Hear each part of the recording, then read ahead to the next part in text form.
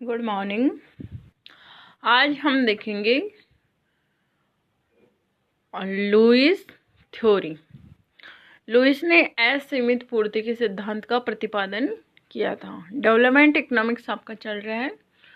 कल हमने public finance देखा था, तो और इसमें जो अर्थशास्त्रियों द्वारा जो सिद्धांत प्रतिपादित किए गए हैं वो भी आपसे कंपटीशन में भी पूछ लिए जाते हैं और आपके एग्जाम में भी पूछे जाते हैं।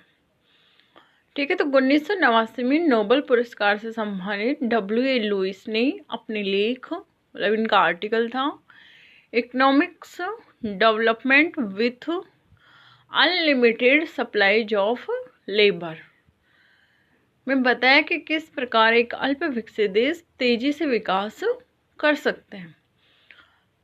मतलब इन्होंने बताया कि अगर अल्प विकसित देश, आप वहाँ जानते हैं कि वहाँ लेबर सप्लाई अधिक होगी और पूंजी की जो सप्लाई है वो कम होगी। तो लुईस कहते हैं कि जहाँ लेबर सप्लाई अधिक है और मनी सप्लाई कम है, उस देश में भी किस प्रकार से विकास किया जा सकता है। इसके लिए लुईस का मानना है कि श्रम की पूर्ति असीमित हो तो भी तीव्र गति से विकास हो सकता है। लुईस का कहना है कि दी गई तकनीक से हम विकास करना चाहते हैं तो भी यह भी संभव होगा जब अतिरिक्त श्रम, मतलब जो सरप्लस लेबर है और जो गांव में पाया जाता है, उसको किस प्रकार आप प्रवास करवाएं, चाहे अर्थव्यवस्था बंद हो या खुली हो, ताकि पूंजी और श्रम मिलकर तेजी से विकास कर सके। ठीक है, मान्यता है क्या के लिए इन्होंने फर्स्ट अर्थव्यवस्था में दो क्षेत्र, घरेलू ग्रामीण निर्वाह या कृषि क्षेत्र, मतलब एक एग्रीकल्चर सेक्टर बताया इन्होंने और दूसरा बताया इंडस्ट्रियल सेक्टर। लुईस के अनुसार अर्ध विकसित देशों में द्वैत अर्थव्यवस्था, ड्यूल इकोनॉमी पाई जाती है, जिसे आजकल टू सेक्टर इकोनॉमी भी कहा जाता है। टू सेक्टर, एक तो लेबर और दूसरा एक एग्रीकल्चर सेक्टर और दूसरा इंडस्ट्रियल सेक्टर। निर्वाह क्षेत्र में सेकंड इनकी मान्यता है, निर्वाह क्षेत्र में निर्वाह मजदूरी पर श्रम की असीमित पूर्ति विद्यमान है। मतलब जो एग्रीकल्चर सेक्टर है उसमें जीवन जीने योग्य मजदूरी पर लेबर सप्लाई सरप्लस है।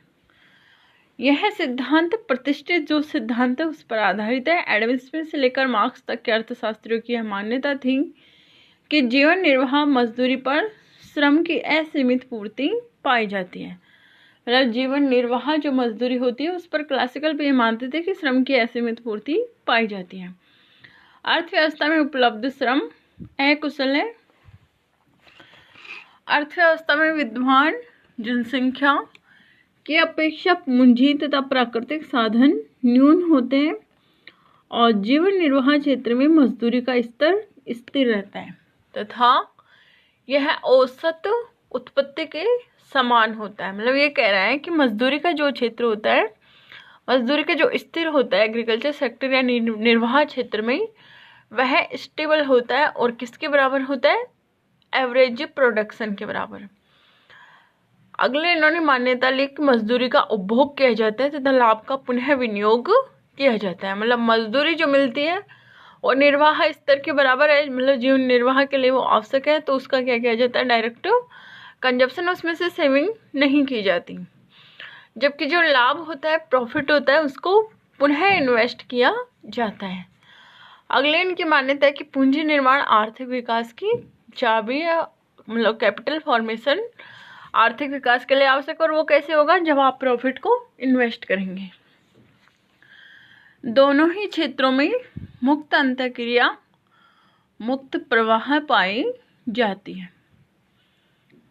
मतलब ये दोनों जो क्षेत्र है, निर्वाह क्षेत्र और पूंजीवादी क्षेत्र, इनका कंपैरिजन किया गया है। फर्स्ट कंपैरिजन है, निर्वाह क्षेत्र में क्या पाया जाता है? स्वरोजगार।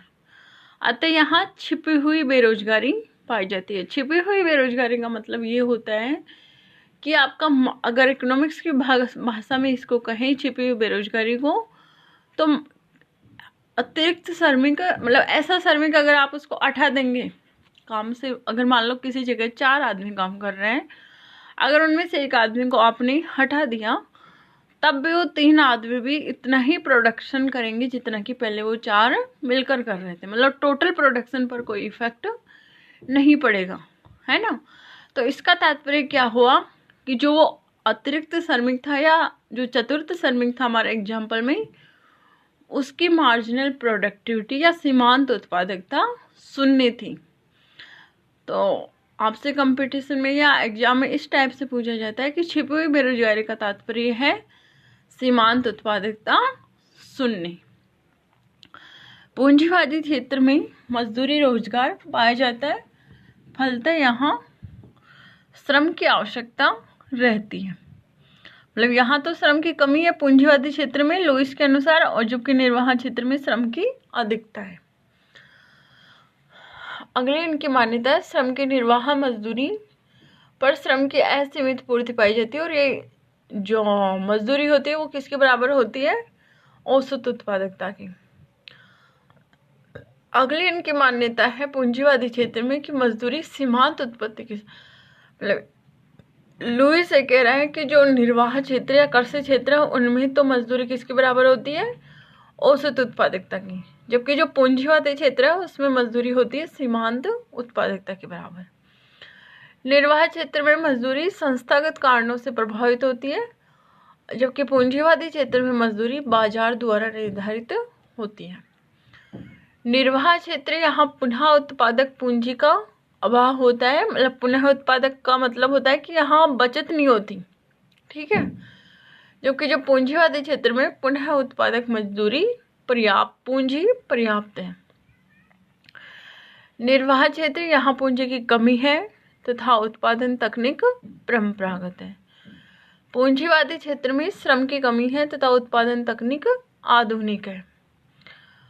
फिर निर्वाह क्षेत्र में यहाँ उत्पादन तथा उत्पादकता दोनों का स्तर नीचा है, और पूंजीवादी क्षेत्र में आप देखेंगे कि यहाँ उत्पादन तथा उत्पादकता दोनों का स्तर ऊंचा है।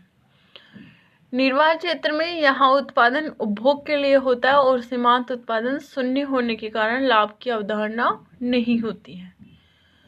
पूंजीवादी क्षेत्र यहाँ उत्पादन बाजार के लिए होता है और एमपी मतलब सीमांत उत्पादकता धनात्मक होने के कारण लाभ भी पाया जाता है, ठीक है। तो ये इन दोनों का कंपैरिजन था लुईस के अनुसार। मतलब लुईस ने इन दोनों जो सेक्टर है उनकी विशेषताएं बताई है, ठीक है। धन्यवाद।